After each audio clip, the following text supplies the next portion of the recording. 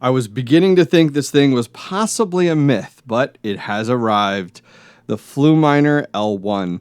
I'm not going to lie, I kind of like the deer as a logo. It's different. We don't see that very often within the crypto mining space, so thrilled to see something entirely different. All right, let's get this new home Scrypt miner unboxed and tested.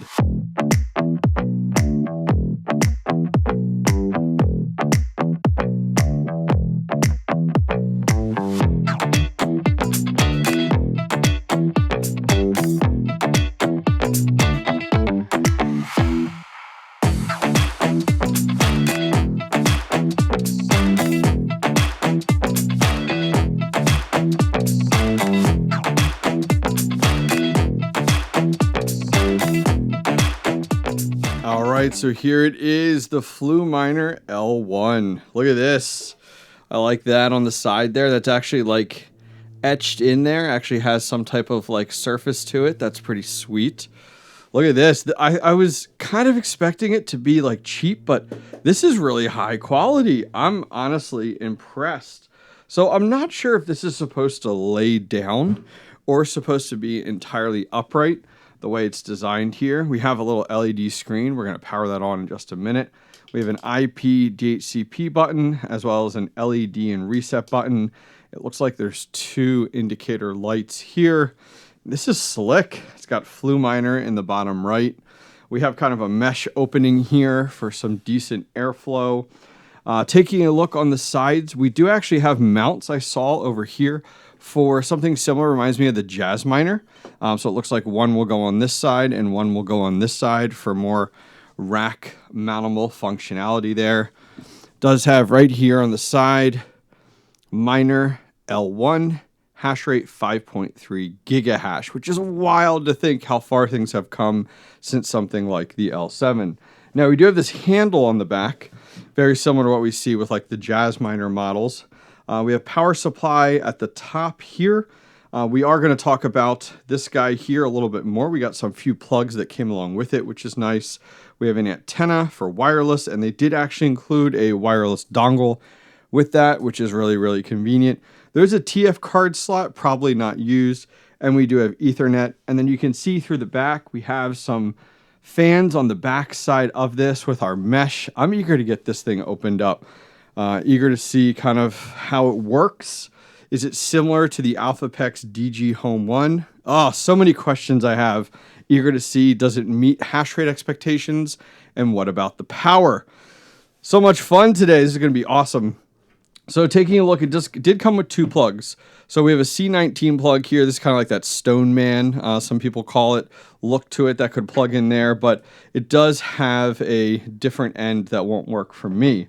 Now this end is going to work though. So we do have our Stoneman end into a typical NEMA 15 plug, which that's going to work out well. So I am going to go ahead and test this on 120 volts. I'm actually curious to see, like, do I have enough power in this room? That is one of the downsides of this miner. It uses a 1,200 watts. And traditionally in the US, like, that's a lot for just a traditional 15 amp. You know, a lot of guys over in Europe, you guys are running 20 amp, 220. Here it's 15 amp.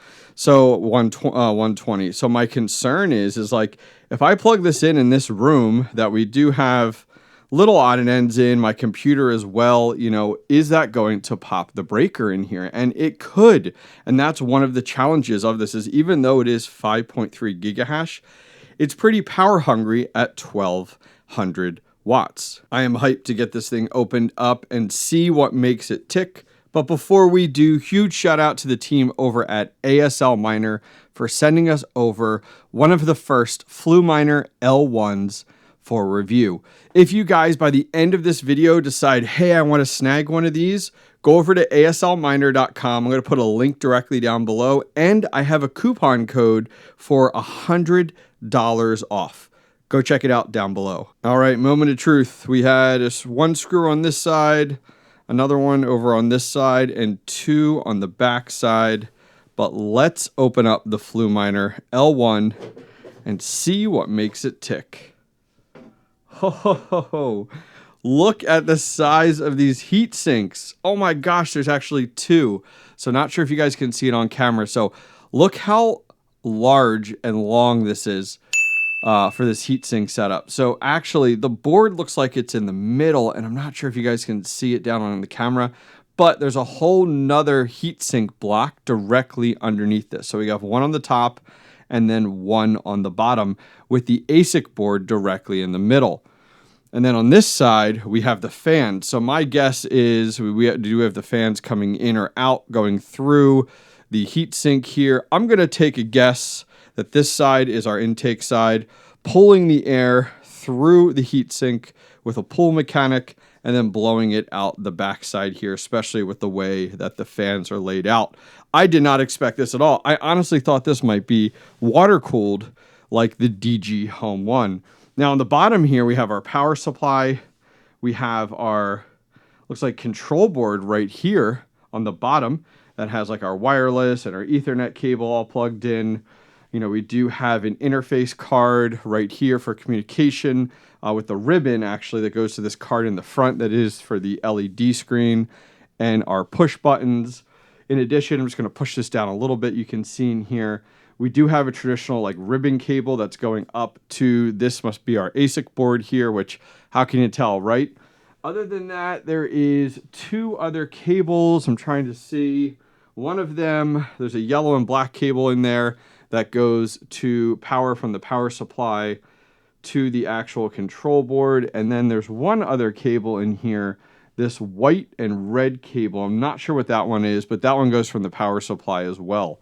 Wow, that is wild. Oh, and then we do have our fan cables right here. So fans coming off here. We actually, looks like we could support 3 more fans here if you wanted to do like a pull method in the front as well. But that's really it. Oh, and then of course we do have our bus bars here. We have 2 bus bars. You can see one is actually coming right off the power supply, and the other one, look at this, is kind of like angled in there, is the way that that is designed coming into this unit. But this is wild. I'm curious on how loud this is going to be, if it's going to be air cooled, because that's 1200 watts that it's air cooling with just 3 fans. I imagine this thing's going to get awfully warm, but I'm very eager to test out watts at the wall as well as how loud this is. So let's get this set up. All right, moment of truth. We're going to get this plugged in. Now, quick PSA here. Based off my conversation with Steven over at ASL Miner, this cable, which is our C19 to our NEMA 15, does not traditionally come with the FluMiner. So I'm going to put a link to one down below, and I would recommend picking one up because the worst thing is getting a miner in and not having the right cable. So I'll link this directly down below, just a simple Amazon link. All right, let's get us plugged in here. And moment of truth. Let's get this plugged in. Oh, I have to hold it down. Hang on. All right, we're plugged in. I hear it click. We got a little deer on the front. Oh, that was cool. And now we have hash rate, power, uptime, and temperature. I can hear the fans coming and powering up. They're not crazy loud, which will actually be pretty nice. All right, let me give this a few minutes. I want to see if this pops up on my home network, and we'll get this configured. Once again, huge shout out to the team over at aslminer.com. I really do appreciate them supporting the channel. If you guys are in the market to buy one of these miners, please head over to aslminer.com. I'll put a direct link down below, as well as a discount code to save you guys $100. Right now, it goes for right around that $3,000 mark, and you can go ahead and pick one up, which I think is awesome. So thrilled for you guys to be able to get one of these. I have waited a while to get one. I'm thrilled to be stacking more Doge and Litecoin. I'm actually going to be using a newer pool today, so I'm excited to go ahead and get this set up on there. Taking a look on miningnow.com, based off of right around 10 cents electric. If you guys ever use this site, come over here, put your kilowatt hour on your electric bill. If it's 8 cents, if it's 10 cents, whatever it may be, you can go ahead and it will update everything on here to get you some of the updated numbers. So this unit here is coming in right shy of $10 a day before your electric. It's going to run you about $2 a day in electric because it does use 1200 watts. Now we're going to test that here in a second, put that to the test for sure. So it is going to bring you in some nice profit, right around $7 a day in Scrypt mineable coins. All right, so 192.168.86.27 is our IP address. It actually came up as Rockchip as the DNS name. I use a Google mesh system, so that kind of threw me off. Would have expected something like FluMiner. But for username and password, I haven't received anything, so we're going to go ahead and try root and root. And look at that. That got us in. And look at this interface. This is definitely different than what I have seen in the past for sure. A lot more going on. So some first things I'm seeing, it is showing 5.69 for our real-time hash rate, 5.3 for our average. And granted, we've been up for 5 minutes. It does have our power in the software at 1,147. We are going to test that, but I kind of like that has that available. It does have the fan RPMs there, and it does have the temperature here. I assume this 29C is like inlet, 55C is outlet, but I'm just assuming it doesn't have any additional indicators there. On the left-hand side, we do have an overview screen. Kind of gives us all of our information, IP information. I haven't connected it to wireless yet, but that'll be something that we will do eventually. Probably going to put this out in my basement here to add some additional heat during this winter time. Under pool settings, it looks like we have 3 pool settings set. It has some IP address listed now. I wonder if that's something like FluMiner. And then we have F2 pool listed as well as a secondary. Here's our Wi-Fi settings where you can put in your information. Our wired network information if you wanted to set this as static. There is a firmware update area, so that's great. I haven't seen anything come out yet. We do have change password. Love to see that we not only have system logs, but also miner logs in here. Oh, here's that. Here it is. Look at this. So under miner log, you can see miner model Rockchip �RK3308B EVB V10. So that's where that Rockchip comes from. I don't know much about that. Maybe some of you guys do. And then finally, we do have a reboot miner button at the bottom, which is absolutely awesome. All right, let's get this configured on my pool. All right, so I've re-recorded this part like 6 times. And I want to be entirely transparent. It's been several hours later. We have tried a multitude of different pools out there, and all of them are getting rejected like through the roof. Like one was 30, one was 60. Most of the pools I tried were 99% rejected rate. So there's something within this firmware. I've chatted a little bit with a few different pools out there. It's something wrong with the firmware in here.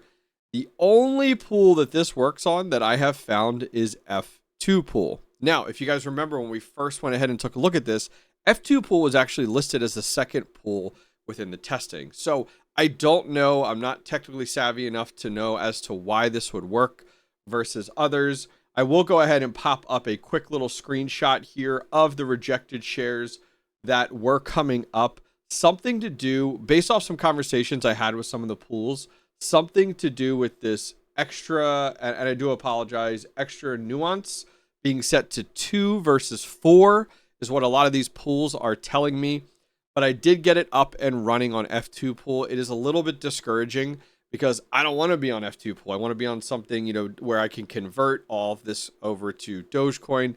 But we are over on F2 pool. We've been mining over to here for about 30 minutes. I know some of you guys are huge fans of F2 pool. I just never really been a huge fan of it. But we're coming in at 5.3 gigahash, and our uptime has been over 32 minutes. I've already heard some conversations happening with these pools and FluMiner about a new firmware that is going to be pushed out to address this. So don't let this discourage you, but I wanted to be fully transparent.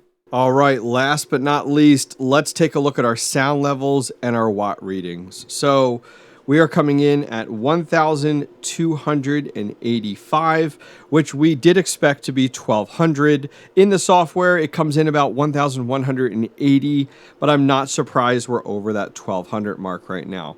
Now, when it comes down to heat, this thing is pumping out heat like crazy. My office is way too hot right now. I cannot wait to get this thing out of my office currently.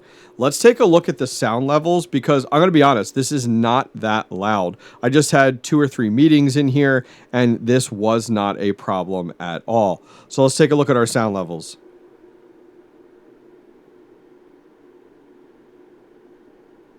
So 54 to 55 dB, I mean, this is fantastic. When it's moved out of a small room like this and in a bigger room, it just sounds like some fans running in the background, nothing too loud.